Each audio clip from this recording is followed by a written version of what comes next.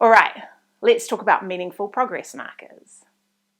It's really important to get a sense of where you are at now and if what you're doing in the program is creating the change that you need to hit your goal.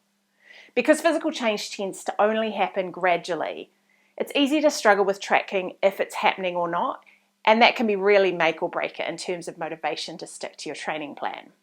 So, take some time to consider where you would notice physical changes. Sure, in the gym, noticing that you can lift heavier than you could before is one way, but this might not be very meaningful. Instead, think about ways of measuring progress, such as a regular walking route near you. How long does it take you now? If you had to rate yourself out of 10, how tired do you feel at the end of it? A commonly used simple test is a 6-minute walk test. How far can you walk on a flat paved surface as fast as you can for 6 minutes? Using the same route helps to mark progress.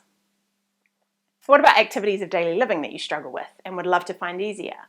Lifting a 10-kilo bag of compost? Squatting down to weed? A meaningful progress marker might also be a hill that you have to stop on multiple times to get to the top of. Where do you find that you first want to stop?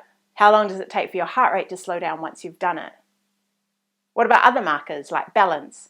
How long can you stand on one leg for instance? What if you closed your eyes? It's important you have progress markers to know what's working as well. Creating a training program that works for you isn't a cookie cutter process. Not everybody responds the same to the same input. What might work for a friend may not work for you. Our bodies are complex with multiple systems at work, genetics, environment, so on. So consider this program a guide, not a prescription, and one that will hopefully help you to take control of your training routine, of paying attention to your body, of learning how you create strength and fitness and mobility effectively. Start to be aware of what impacts on your strength and energy. A bad night's sleep, a full-on schedule, where you're at in your cycle, how full-on your training has been. And don't forget that you'll need to factor these in when you assess how you're going with progress markers.